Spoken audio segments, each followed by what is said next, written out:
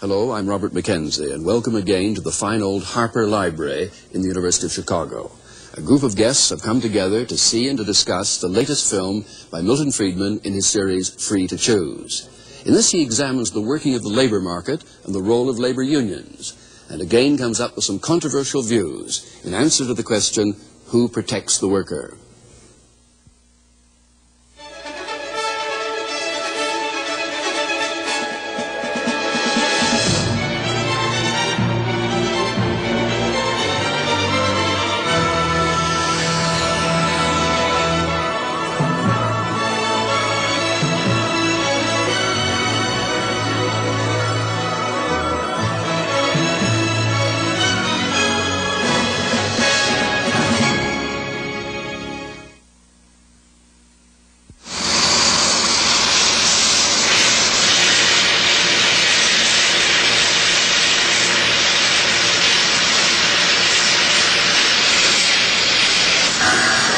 People who earn their living in a modern heavy industry seldom engage in the kind of back-breaking toil that was the everyday lot of most workers a century ago. And yet, they earn far more. What has produced these improvements? The offhand reaction of most people is likely to be that labor unions are largely responsible for the enormous progress that workers have made in the past 2 centuries. But clearly, at least for the United States, that cannot be true. After all, in the 19th century, when workers did very well, there were hardly any labor unions at all. And even today, no more than 1 out of 4 or 5 workers is a member of a trade union. And the remainder do very well indeed, achieving the highest level of living in the world. Labor unions do, of course, benefit their members, but far from being a key to the development of the modern society, they are a throwback to an earlier pre-industrial era, to the agreements among craftsmen in the Middle Ages, or to go back even earlier, more than 2,000 years ago, to the agreement among medical men in Greece. From the tiny Greek island of Kos, the coast of Asia Minor is 4 miles away in the mists. 2,500 years ago, a hospital and medical school flourished on Kos. The great Hippocrates, the founder of modern medicine, worked there.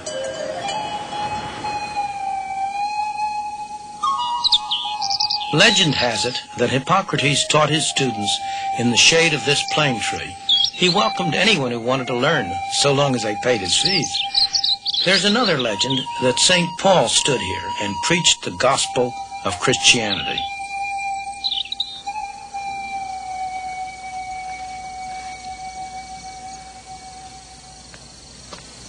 What isn't legend is that Hippocrates and his followers started medicine on the road forward to becoming a science. When Hippocrates died at the age of 104, or so legend has it, this island was full of medical people, his students and disciples. Competition for custom was fierce. Some 20 years after he died, they got together and constructed a code of conduct. They named it the Hippocratic Oath, after their old teacher and master. Every new physician, before he could start practice, came to this spot back here, in front of those columns, and took the oath. The oath was full of fine ideals for protecting the patient, but it also had a couple of other things in it. Listen to this one. I will impart a knowledge of the art to my own sons and those of my teachers, and to disciples bound by a stipulation and oath, according to the law of medicine, but to none others. Today we'd call that a closed shop. Or listen to this one, referring to patients suffering from the agonizing disease of kidney or bladder stones. I will not cut persons laboring under the stone, but will leave this to be done by men who are practitioners of this work. A nice market-sharing agreement between physicians and surgeons. Hippocrates must turn in his grave when a new class of medical men takes that oath. After all, he taught anyone, provided only they paid his tuition. He would strongly have objected to the kind of restrictive practices that physicians all over the world have adopted to protect their custom. In the United States, the American Medical Association has for decades been one of the strongest labor unions in the country, keeping down the number of physicians, keeping up the costs of medical care, preventing competition by people from outside the profession with those in it. All, of course, in the name of helping the patient. Can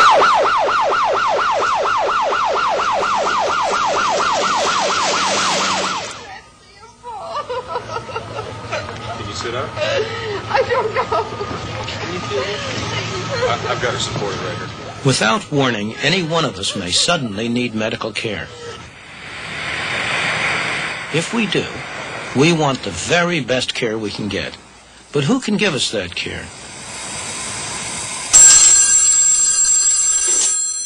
Is it always a graduate of an expensive medical school who has a union card called a medical license?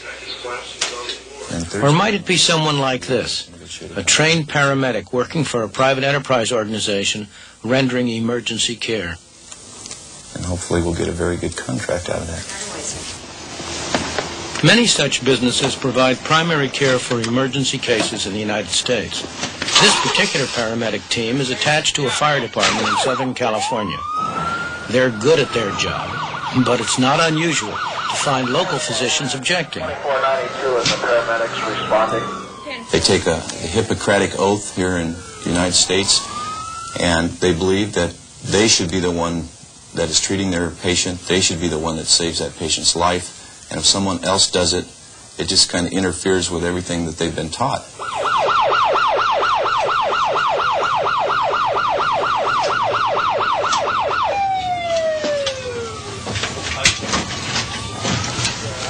But why should medical care be a monopoly of licensed physicians? Shouldn't anyone who is capable of providing effective help be free to do so? Take your blood pressure here. Anyone see him go down? Yeah, he was just laying here when we got here. You can be sure that no one will be able to stay in this business very long unless he can demonstrate by performance that he's doing a good job. Joe Dolphin knows that very well. We've taken some statistical samples of the kind of effectiveness paramedics have in California. To give you an example, that in one district of California that we serve, which is a county, which is populated to the extent of 580,000 people, before the introduction of paramedics, less than 1% of the patients that suffered a cardiac arrest where their heart stopped lived through their hospital stay and were released from the hospital. With the introduction of paramedics, just in the first 6 months of operation, 23% of the people whose heart stops are successfully resuscitated and are released from the hospital and go back to productive work in society.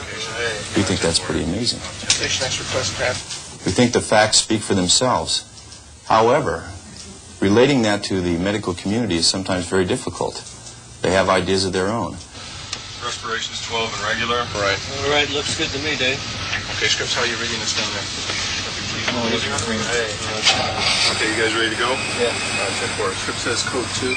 Code 2. Disputes between union and non-union workers are not always as high-minded as between organized medicine and Joe Dolphin.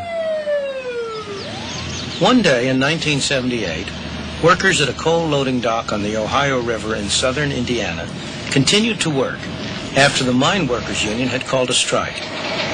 That night, a crowd of armed union men invaded the site.